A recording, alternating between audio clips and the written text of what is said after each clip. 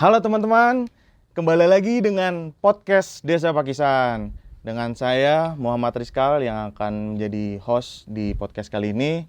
Saya di sini nggak sendirian teman-teman, saya bersama Bapak Santosa selaku Kepala Desa Pakisan. Oke, baik Bapak. Kalau dari pandangan Bapak, apa sektor yang paling siap untuk dikembangkan? Kayak contohnya wisata alam, atau budaya, atau kuliner, atau UMKM. Mungkin silakan Pak. Terima kasih Mas Haikal. Pada kesempatan ini kami akan menjawab pertanyaan Mas Haikal terkait dengan potensi desa kami. Sebenarnya kami sudah punya branding, kami sudah punya inovasi, yaitu terkait dengan membuat desa wisata, yaitu Wispak Wisata Sawah Pakisan. Karena apa? Ini dilatar belakangi bahwa desa Pakisan itu mayoritas menjadi petani, dan kami akan mencoba menginovasi terkait dengan sawah yang ada di Pakisan ini yang cukup bagus untuk kita adakan wisata kuliner ataupun desa wisata. Nah, di situ kami perlu kolaborasi dengan pemerintah kabupaten, mungkin bahkan pemerintah provinsi dan pusat. Karena apa? Itu terbentur karena anggaran ataupun biaya. Selanjutnya kami juga meminta dukungannya ke semua elemen masyarakat maupun lembaga desa yang ada di pemerintah desa Pakisan. Wispak ini nantinya akan mengangkat desa Pakisan juga UMKM yang ada di Pakisan, dan di situ kami juga ingin membuat sesuatu yang nanti bisa dimanfaatkan oleh masyarakat desa Pakisan terkait dengan manfaat Wispak itu tadi. Wispak itu wisata sawah Pakisan yang mana itu sudah kami buat master plan yang kemarin kita dibantu oleh salah satu ketua di KKN UNES yang ada di Pakisan ini. Terima kasih sekali Mas Anggoro yang telah membantu kami membuat master plan yang nanti akan menjadi acuan kami untuk membangun desa Pakisan dengan Wispaknya. Oke, siap Pak. Berhubung untuk potensi ya Pak ya, berarti itu kan ada perencanaan ya Pak terhadap wisata di desa Pakisan.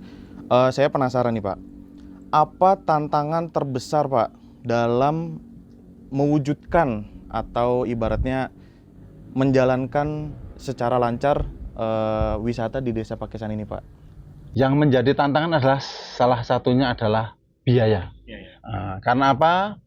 Sekarang ini desa sedang berpikir ataupun mengolah otaknya dari pemerintah desa.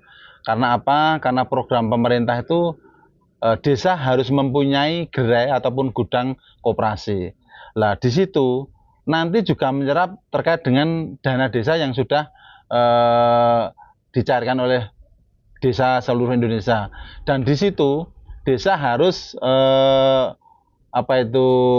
mengembalikan terkait dengan biaya pembuatan gerai ataupun gudang yang nanti digunakan untuk koperasi Desa Merah Putih, yaitu yang menjadi kendala itu karena apa? Kami sudah punya planning, kami sudah punya rencana, tetapi di tengah perjalanan dana desa terpotong oleh untuk koperasi Desa Merah Putih, dan kami tidak bisa menghindar karena itu sudah menjadi program dari pemerintah dan itu harus kita jalankan. Lah, secara tidak langsung kami progres itu tentunya akan memakan waktu yang agak lama. Karena apa? Harus satu demi satu, step by step terkait dengan program yang harus kita lakukan. Oh iya, baik. Berarti tantangan paling besar itu anggaran ya Pak ya. Selain itu juga ada beberapa rencana yang harus ibaratnya apa ya? Dijalankan berbarengan dengan koperasi ini ya Pak ya. Oke. Lalu ceritakan Pak pengalaman Bapak yang apa ya, ibaratnya sadar bahwa Pakisan ini tuh punya potensi besar, tapi belum banyak orang tahu Pak. Ini dari sudut pandang Bapak. Silakan Pak. Terima kasih. Sekelumit akan kami ceritakan. Semenjak saya menjadi kepala desa Pakisan, kami mempunyai angan-angan untuk membuat desa Pakisan itu desa yang lebih maju. Karena apa? Kami ingin mengangkat desa Pakisan itu agar menjadi sudut pandang di seluruh masyarakat yang ada di Indonesia ini tentunya. yaitu kami punya satu kelebihan bahwa kami punya industri genteng. Itu juga nanti bisa kita angkat menjadi sebuah wisata, dan kita punya program itu membuat wispak itu. Nanti kita bisa berkolaborasi. Nah, nanti di situ kita juga mengambil terkait dengan proses-proses pembuatan genteng yang mungkin dari masyarakat luas itu belum tahu bagaimana caranya membuat genteng. Nah, di situ kami akan kolaborasikan dengan wispaknya nanti. Dan kami ingin Pakistan itu punya istilahnya ikon tersendiri, yang mana itu nanti menjadi titik pandang di seluruh masyarakat yang ada di Kecamatan Cawas, Kabupaten Klaten, Jawa Tengah, dan seluruh Indonesia kalau bisa ya. Ya, mungkin bisa dikreasiin lagi. Kan itu kan dari tanah liat ya Pak ya. Kan selain genteng bisa dibikin jadi patung mungkin ya Pak ya, atau jadi apa namanya teko teh gitu ya Pak. Gitu. Oke. Selanjutnya nih Pak. Nah, berhubung soal perencanaan wisata desa, bagaimana Pak? Respon masyarakat terhadap wisata ini tuh lebih ke arah antusias kah, atau lebih ke arah hati-hati kah, atau mungkin campuran keduanya? Jadi kayak ada pro atau kontranya gitu Pak. Jadi gimana antusias warga itu? Silakan Pak. Setiap proses itu pasti akan ada suatu ganjalan. Nah, tetapi kami tidak, istilahnya tidak gentar menghadapi ganjalan itu, tapi yang penting kita semua sudah kita rencanakan dengan lembaga desa, dengan BPD, dengan tokoh masyarakat, tokoh agama, bahwa nanti setelah adanya wisata atau desa wisata di Pakistan di Wispak ini tentunya kan akan menyerap tenaga kerja. Itu yang pertama. Yang kedua juga memberikan peluang bagi UMKM untuk mengais rezeki di situ. Dan yang ketiga tentunya di situ akan kita adakan juga untuk pelatihan-pelatihan terkait dengan apa itu potensi pemuda yang di Pakistan ini. Akan kita edukasi terkait dengan mungkin petani yang milenial. Karena apa?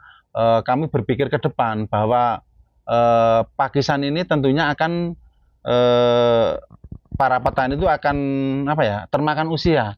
Nah, kalau di situ dari pemerintah kita tidak, pemerintah desa tentunya tidak mengarah ke sana untuk menciptakan petani yang milenial, tentunya kita akan terputus mata rantainya. Jadi di situ kami mencoba untuk memberikan edukasi di setiap pertemuan kelompok tani, karena di Pakistan ada 3 kelompok tani yang setiap bulannya ada pertemuan. Nah, kami di situ akan memberikan edukasi seluruh kelompok tani untuk mendidik anaknya untuk menjadi petani milenial. Walaupun dipandang dari masyarakat petani itu istilah Jone rekoso, tetapi kalau kita lakukan bahwa petani itu sebenarnya petani yang luar biasa. Karena apa? Di desa kami itu kan tanahnya sangat subur. Setiap kita menanam padi, hasilnya melimpah. Setiap kami menanam palawija juga melimpah. Nah, kalau nanti kita tidak memunculkan generasi penerus kita, terus nanti ke depannya kita mau apa? Kita harus bisa menciptakan petani milenial. Ibaratnya ada yang melanjutkan lah ya Pak ya, supaya pemudanya juga bisa berpartisipasi untuk petani di desa Pakistan ini ya Pak. Gini, kan pasti di wisata nggak mungkin yang namanya nggak ada pengunjung ya Pak ya. Pasti di setiap wisata tuh ada pengunjung. Nah, kalau dari sudut pandang Bapak, apa nih Pak yang membuat pengunjung tuh jadi tertarik, atau ibaratnya ada suatu magnet lah Pak. Jadi hatinya tuh tergugah untuk kita tuh pergi ke wisata desa Pakistan itu Pak. Mungkin apa kelebihannya yang bisa jadi pengunjung tuh tertarik ke desa Pakistan? Pertama, alamnya Mas. Alamnya bahwa Pakistan ini punya alam yang sangat luas, apalagi di seberang sana ada gunung-gunung yang menjadi piu keindahan buat desa Pakistan. Kemudian untuk menarik para pendatang itu tentunya kita di kulinernya kita harus bisa menciptakan suatu masakan yang membuat orang itu ketagihan. Nah, di situ kita akan mengedukasi terkait dengan ibu-ibu PKK ataupun mungkin bahkan KWT, kelompok wanita tani yang ada di desa Pakistan ini, akan kita beri edukasi untuk memunculkan suatu masakan yang nanti membuat orang yang datang itu tertarik dan ingin mengulang lagi datang ke Pakistan. Dan yang kedua, tentunya kita harus membutuhkan pemuda. Nah, di situ pemuda yang harus kita bina untuk belajar sopan santun terkait dengan menerima tamu, baik itu di daerah sendiri ataupun dari luar daerah, kita harus sebisa mungkin karena kita orang timur harus bisa menciptakan suasana yang adem, ayem, dan sopan santunnya diutamakan. Itu. Oke, berarti ya balik lagi ke edukasi ya Pak ya terhadap pemuda. Oke nih Pak, dari tadi kan ngomongin soal pemuda nih Pak. Nah, kan Bapak tahu sendiri lah namanya juga pemuda, anak muda gitu kan Pak. Ada yang males, ada yang rajin. Misal kalau yang rajin pun mungkin dia kurang berpengalaman di bidang ini. Nah, terus bagaimana Pak peran anak muda dalam mendorong pengembangan potensi ini? Maksudnya biar tidak jadi wacana doang, agar bisa berjalan lebih lancar gitu Pak untuk wisata ini. Nah, tentunya begini Mas Haikal. Tentunya dari pemerintah desa harus merangkul semua elemen masyarakat khususnya di pemuda, karena apa? Pemuda adalah salah satu generasi penerus bangsa yang harus kita berikan pendidikan yang bagus, kita edukasi dengan ilmu-ilmu yang bermanfaat. Tentunya di situ nanti akan kita adakan pelatihan-pelatihan terkait dengan keterampilan-keterampilan yang pemuda itu mampu untuk membuat Pakisan ini menjadi desa yang benar-benar bisa maju dengan kebersamaan pemerintah desa Pakisan, elemen masyarakat, dan pemuda khususnya. Oke, untuk itu berarti ada nggak sih Pak inovasi kecil Pak atau langkah kecil yang seandainya bisa langsung memperkuat branding Pakisan tersebut Pak sebagai desa yang berkembang agar lebih berubah jadi dari berkembang ke desa yang maju Pak. Nah mungkin Bapak bisa memberitahu apa inovasi kecil atau langkah sederhana itu Pak. Terima kasih. Ini dalam jangka waktu dekat ini kami atas nama pemerintah desa Pakisan menggandeng BUMDes akan membuat salah satu kegiatan yaitu Mina Padi. Mina Padi itu ada tanaman padi dan di bawahnya nanti ada ikannya yang itu nanti bisa kita unggah menjadi desa yang bagus, desa yang berkembang dan desa yang berinovatif. Karena apa? Di daerah khususnya di Cawas ini kan belum ada Mina Padi, yaitu tanaman padi dan di bawahnya dikasih perikanan. Nah, kita sudah mencoba, kemarin kita sudah juga sama pengurus BUMDes tadi tiru yang nantinya akan kita wujudkan di desa Pakisan, yang mana lahan sudah kita siapkan, tinggal nanti ketua BUMDes membuat proposalnya dan kami akan mensupportnya. Oke, gini Pak, seandainya Bapak dikasih kesempatan bikin suatu program yang besar di desa ini Pak, nah kenapa, maksudnya alasan apa yang membuat Bapak membuat program tersebut itu Pak? Jadi kayak kenapa penjelasannya gitu Pak? Yang tentunya kalau kita punya program yang besar itu kan jelas secara otomatis kita akan mengangkat desa kita. Yang kedua menambah lahan pekerjaan. Yang ketiga tentunya akan mengurangi pengangguran, dan di situ akan memanfaatkan pemuda terkait dengan yang saat ini mungkin setelah lulus belum ada pekerjaan, belum bisa bekerja. Nah, di situ nanti akan kita rangkul bersama-sama untuk mewujudkan program yang besar itu. Oke. Kalau Bapak boleh bayangin nih Pak, desa Pakisan ini kan dengan segala potensi yang dimiliki ya Pak, entah itu dari alam, entah itu dari industri genteng, entah itu dari industri kuliner sekaligus. Apa bayangan Bapak selama 10 tahun ke depan nih Pak, perkembangan desa ini tuh bakal ke arah kemana Pak? Entah itu wisatanya berkembang kah, atau UMKM-nya naik kelas kah, atau mungkin salah satu dari warga ini bakal ada yang jadi seseorang yang bisa mengangkat desa ini, atau seperti apa? Jadi apa bayangan Bapak selama 10 tahun ke depan Pak? Gitu, Pak. Bayangan kami 10 tahun ke depan tentunya untuk program saya itu visi misi saya harus terwujud terkait dengan pembangunan gedung, pembangunan wisata kuliner, bahkan ruko itu kan nanti kita kolaborasikan dengan KDMP, Koperasi Desa Merah Putih, yang awal bulan Desember ini Mungkin kami sudah akan mengawali pembangunan itu, dan itu tentunya harapan kami ke depan. Kalau semuanya di 10 tahun nanti sudah terwujud, tentunya Pakisan akan menjadi desa yang sangat maju dan desa yang sangat bisa diwujudkan potensinya secara global. Oke. Mungkin dari segi potensi itu sangat banyak sekali ya Pak ya. Lalu menurut Bapak nih Pak,